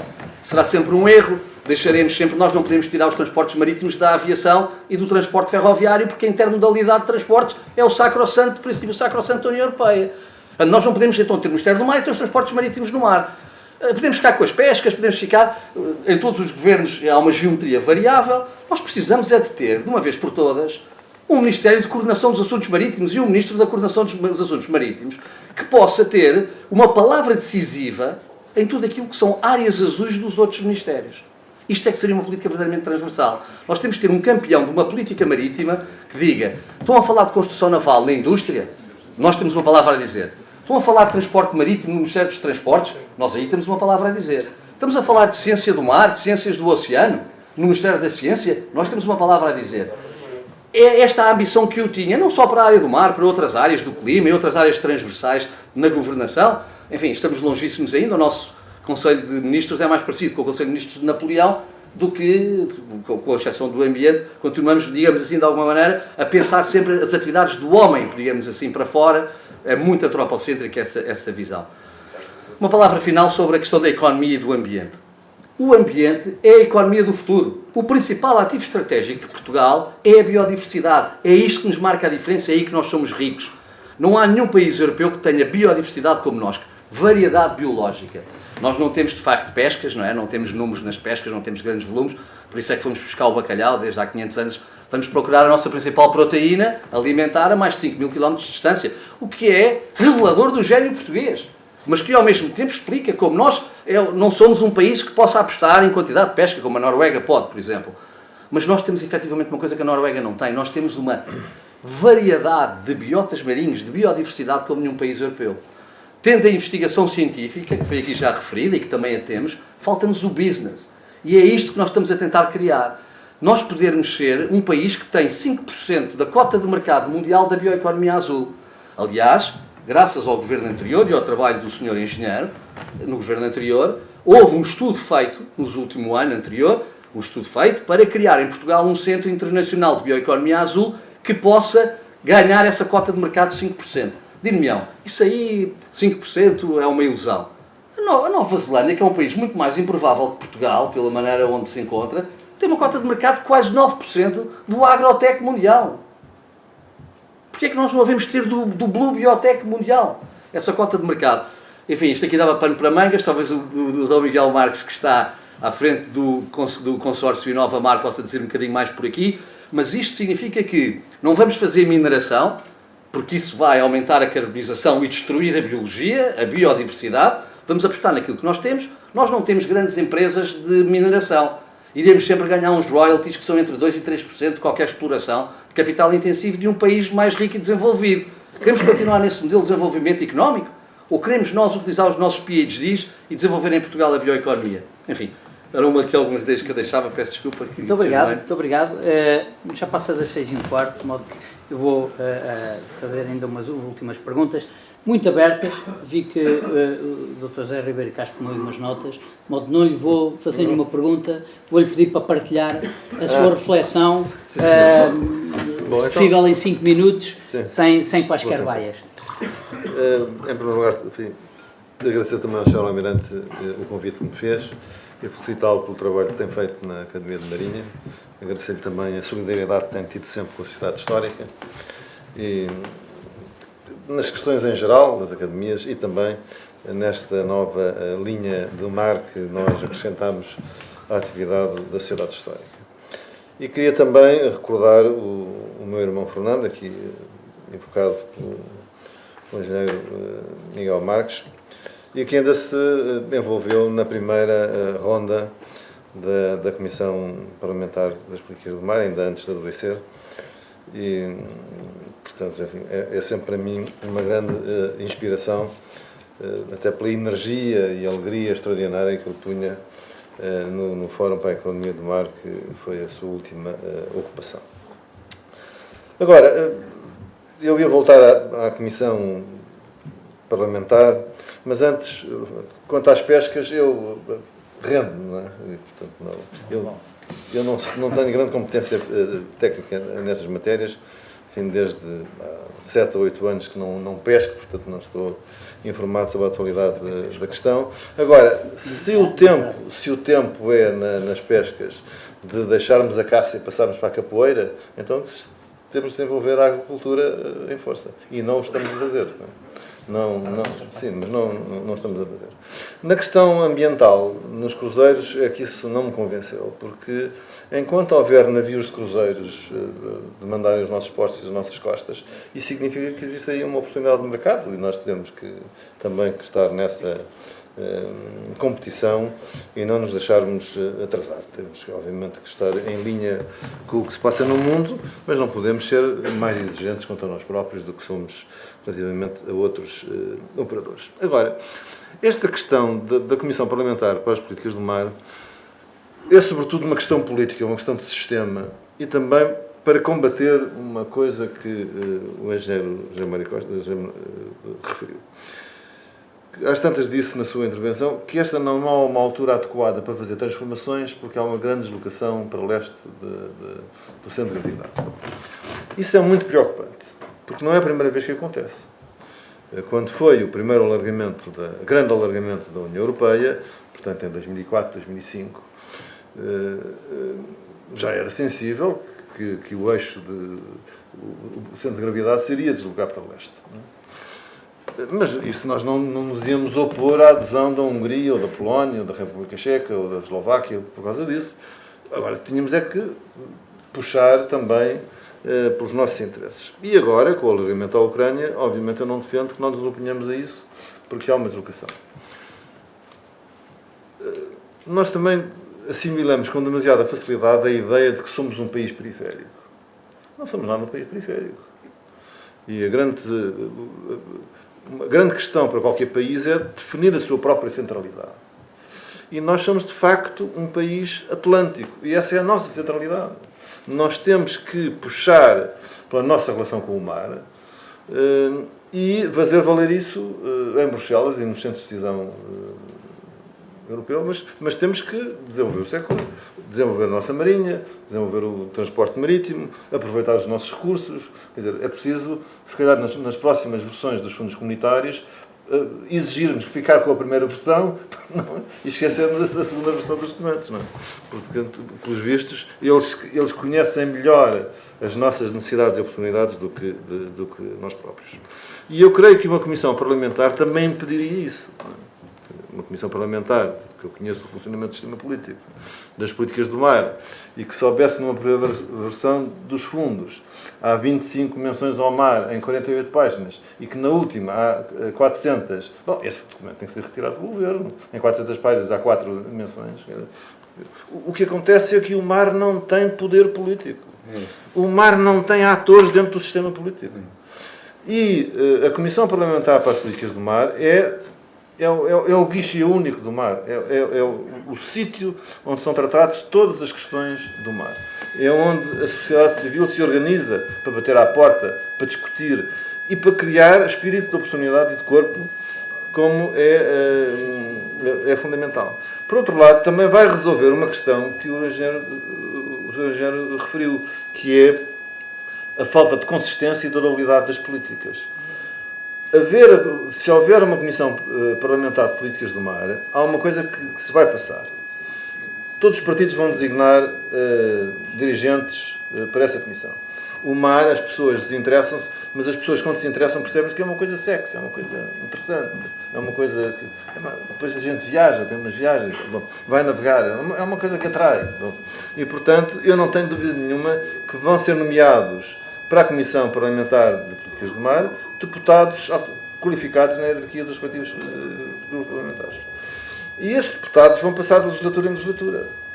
A continuidade de legislatura em legislatura desses deputados ajuda à durabilidade e à consistência, como acontece na política de defesa, na política externa, na política europeia. Quer dizer, há algumas áreas em que há dossiês que ganham essa durabilidade porque o Parlamento os transporta consigo, independentemente da variação. E a Comissão Parlamentar é que dá, a meu ver, poder ao Ministro que tenha ou não tenha esse título. Eu não vou tomar partido sobre se defendo ou não defendo que o Ministro do Mar exista ou não exista, ou tenha esse título ou não. Teria gostado, neste governo, que fosse da Economia e do Mar, daria alguma continuidade. Mas isso não acrescenta nada, porque o Ministro não tem competência executiva sobre o conjunto do mar. Podem impor os portos, podem impor os transportes marítimos. Agora, há um conjunto de matérias que dependem do ambiente, que dependem da política científica, que dependem da política de educação, que dependem da política desportiva, quer dizer, que estão afetados a outros departamentos. E o que lhe dá unidade é a Comissão Parlamentar, porque a Comissão Parlamentar chama todos. Quer dizer, o Ministro do Mar e o Secretário de Estado, muitas vezes, imagino eu, não quero que muitas vezes fazem pedidos aos seus colegas porque as questões estão na área dos seus colegas. E os colegas, nós sabemos como é a vida, dizem que sim, mas depois se calhar não fazem. Porque aquilo que é muito importante para o Ministro do Mar é a 15ª prioridade para o seu colega. Portanto, quem é que pode puxar isto para a primeira linha? É a Comissão Parlamentar. Que chama lá o Ministro da Ciência, ou chama lá o Ministro da Educação, ou chama lá o Ministro responsável pelo Desporto e põe a pressão indispensável para que estas questões avancem. Portanto, eu continuo a acreditar bastante no poder transformador desta Comissão Parlamentar, que se calhar também poderia pôr a Comissão Interministerial a funcionar. A Comissão Interministerial não funcionará se não tiver uma pressão, polícia que a faça funcionar. E é a própria dinâmica de governo-oposição que faz funcionar a máquina. Ultimamente, só para terminar, ocorreu-nos que um passo importante poderia ser incentivar a formação de uma confederação do mar. E, portanto, juntando as empresas. E outras entidades, eventualmente fundações ou centros. Portanto, é passar do estado de estudos, de papéis, mas da economia real. E acho que isso poderia, eventualmente, ainda estamos a fazer trabalhos preparatórios, mas isso não substitui também a Comissão Parlamentar. esta confederação, seria o principal cliente da Comissão Parlamentar. Mas eu creio que o grande transformador e o instrumento essencial de governance do mar, na minha ideia, situa-se no Parlamento e não no Governo. Porque só no Parlamento é que eu consigo resolver o problema, porque isto não se resolve. É porque os ministérios são sectoriais e o mar não é sectorial. O mar é um território. Portanto, eu tenho que organizar num espaço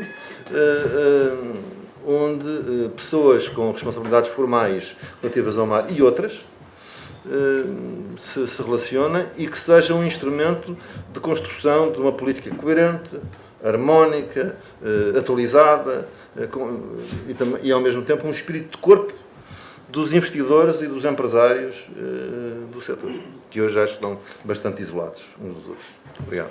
Muito obrigado. Nós já estamos nas 6h30, mas eu não queria deixar também aqui o mesmo repto do Sr. Engenheiro José Maria Costa. Vi que tomou umas notas e, portanto, deixava-lhe 5 minutos para partilhar essas notas e essas reflexões finais connosco. Muito obrigado, Sr. Vamos lá ver, eu estou completamente disponível e sou um aliado para esta questão, eu sei. Portanto, desde o início. Sempre. E há uma questão importante também nesta questão da geoestratégia ligada ao mar, que é também as questões da história e do conhecimento. Eu acho que nós temos que falar mais também do conhecimento, daquilo que neste momento já se produz em Portugal. Se nós formos ver, temos empresas portuguesas que fazem, por exemplo, os estudos para a instalação das plataformas offshore, para ver, digamos, o tipo de solos, enfim, toda a informação.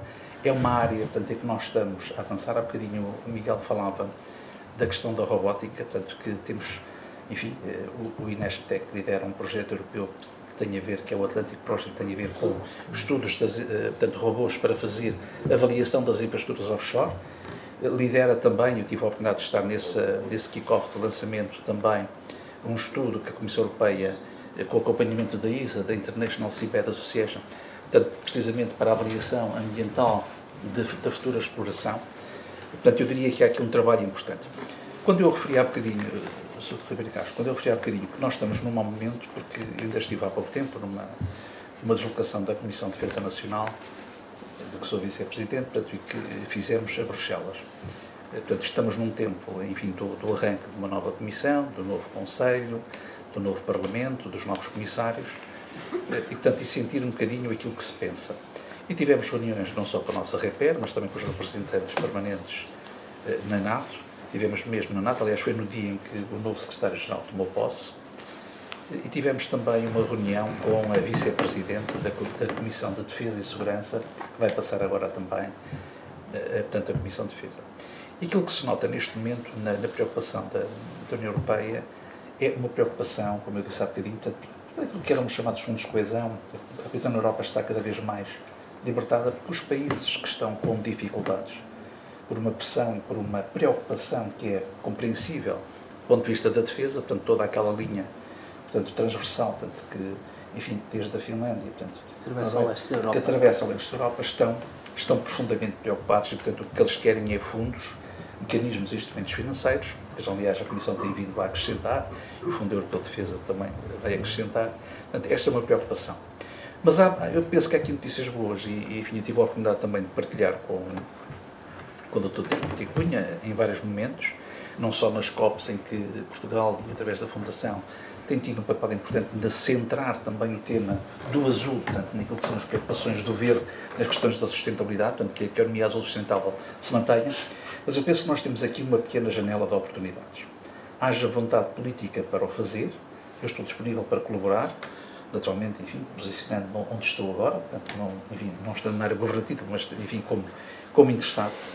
E nós, para o ano, vamos ter a terceira Conferência dos Oceanos, que vai ser em França, vai ser início. Portanto, vai haver, digamos, uma nova... Portanto, o tema do oceano vai ser, de novo, vai ter uma nova centralidade. Eu penso que aqui há uma oportunidade para nós podermos, em conjunto, portanto, fazer aqui algum trabalho, não só no posicionamento daquilo que são as estratégias e aquilo que será também o pensamento da própria União Europeia relativamente a esta matéria, mas nós precisamos, para recentrar, ou melhor, para dar mais visibilidade e mais notoriedade aos temas do oceano. Não falaria tanto do Atlântico, porque, enfim, nós pela nossa posição geoestratégica, temos o Mediterrâneo, enfim, também vamos, o oceano hoje é mais global. Portanto, eu diria que temos aqui que procurar aliados, e há mesmo também a iniciativa, que houve também um trabalho efetuado, digamos, no final da legislatura anterior, de que nesta nova Comissão o tema da água e do mar e do oceano fosse também um tema para um desenvolvimento também de uma estratégia financeira mais robusta para projetos, portanto, europeus. Portanto, eu diria que há aqui um trabalho importante também. Eu gostava de dar nota, muitas vezes fala-se da Noruega, deste país que eu conheço relativamente bem, aliás, tenho um cunhado. A Noruega evoluiu bastante, porque a Noruega, na década de 60 do século passado, enfim, teve a sua exploração, portanto, offshore, portanto, e desenvolveu um conjunto de áreas bastante alargadas, portanto, com muita inteligência que tiveram, portanto, na participação em consórcios e também na identificação daquilo que são as vantagens nacionais, está também, portanto, avançado. Nós não tivemos esse processo. Nós não avançamos, não tivemos esse processo, portanto, estamos um bocadinho atrás, mas há outras áreas, como eu dizia há bocadinho, que nós dominamos. E há também aqui uma outra questão importante. Há bocadinho, o Dr. Tiago Pita Cunha referia isso, e o Miguel também um pouco, que era a questão também da focagem das políticas.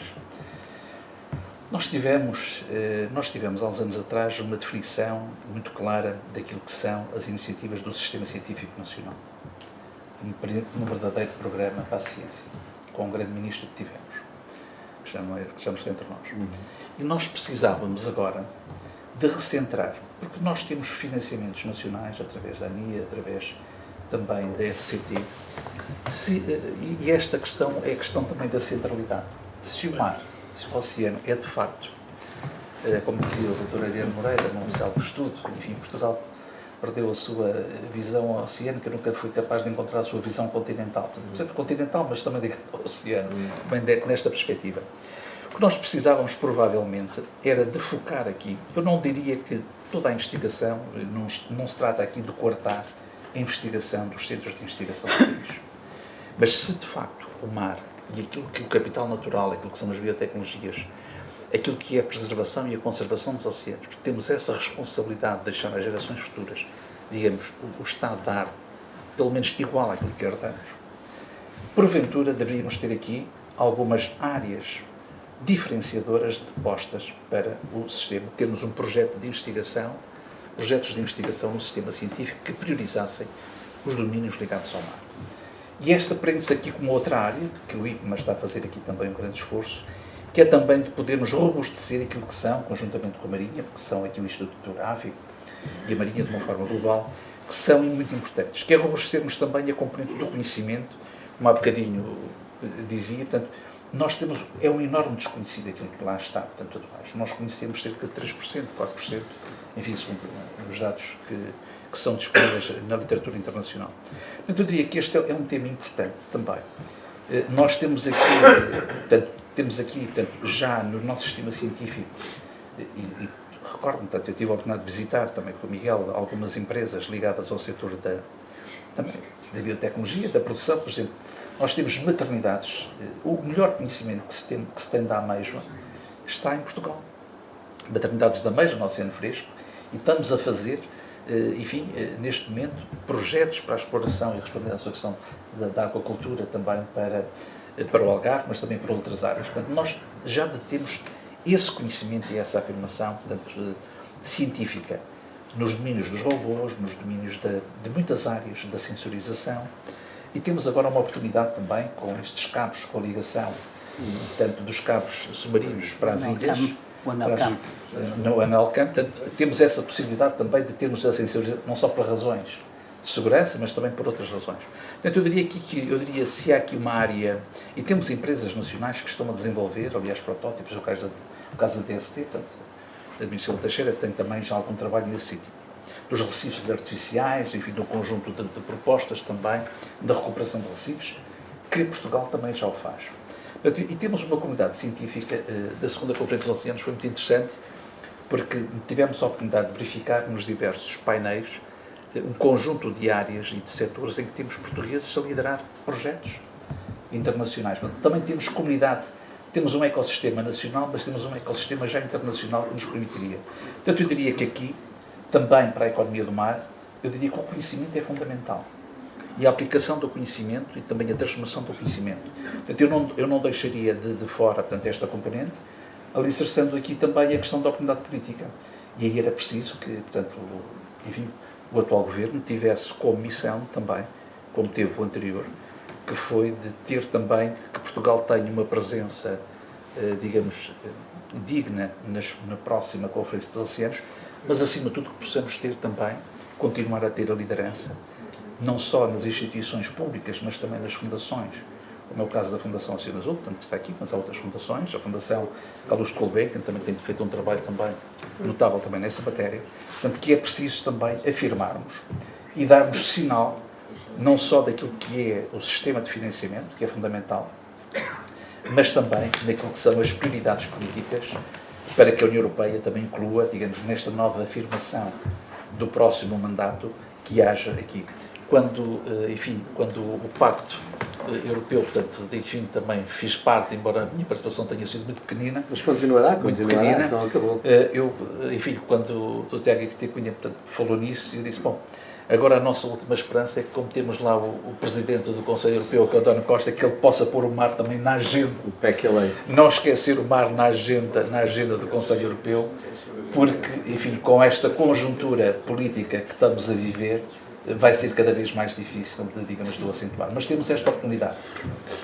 Portanto, a terceira conferência é uma oportunidade que nós temos de afirmação, digamos, daquilo que é o posicionamento e também de granjear aqui para a comunidade internacional também outros apoiantes, outros países, como é o caso da Noruega, que estará também. Aliás, temos digamos, são cerca de 30 anos, fazem este ano 30 anos de cooperação, portanto, em fundos dos e-grants, mas temos outros países, como o caso da Holanda, enfim, a própria Bélgica, que também tem uma área também ligada à economia de mar fortíssima, que poderão ser também nossos parceiros nestes processos. Muito obrigado. Antes de passar a palavra ao público, dava só a oportunidade também ao Dr. Miguel Marcos de uma reflexão final que lhe pedia breve para termos tempo para algumas perguntas, está bem? Muito bem. Então será brevíssimo. Uma das coisas que os números foram dizendo ao longo do tempo foi de que o mar consegue aguentar muito bem crises financeiras. Dói, mas aguenta. Em comparação com outros setores. Isso notou-se na crise do subprime, com dificuldades enormes, mas estatisticamente, se lerem os relatórios do Instituto Nacional de Estatística, quer ao nível do emprego, quer ao nível da geração de valor acrescentado, o mar foi resiliente. Ou seja, com poucos apoios, sem sendo prioridade, as estatísticas revelaram que o mar aguentou-se. Quando veio a crise do Covid, como foi muito restrito e limitado o acesso à água, o mar veio por aí abaixo. Portanto, mas fortemente, ainda para mais, é um país que está muito dependente do turismo. Quando se diz 2 anos não há turismo, portanto, ou seja, os números dizem que o mar tem este comportamento. Quer dizer, não é eu acho, é assim. Portanto, temos de ter muito cuidado com o acesso à água. Por isso, termina esta minha última intervenção, antes de passar para o público, com algo que me preocupa. Acho que estamos num momento muito crítico. Tudo o que falamos até agora faz todo o sentido num cenário de livre acesso à água. Se formos a ver estatisticamente, começamos a ter problemas no Mar Negro, que está com condicionamentos graves. Passou para o Mar Vermelho e há 2 dias começamos a ver que ali à volta de Taiwan também parece que aquilo pode vir a ficar muito condicionado. Portanto, e pegando aquelas informações estatísticas, se nós tivermos, são pelo menos 3 grandes fontes de problemas no acesso à água. Crises pandémicas, crises de poluição, ou seja, se estiver tudo contaminado com petróleo, ou quer que seja, ou com nuclear, também se pode aceder, é um problema grave. Isso aconteceu com Fukushima e o Japão. Okay? E o terceiro problema de acesso à água é um problema securitário, que nós não estamos longe dele. Portanto, tudo o que podemos fazer para reforçar o poder da nossa Marinha é fundamental, mas se esse cenário, que eu não queria que acontecesse, se agudizar, todas as nossas estratégias passadas da economia azul caem por terra.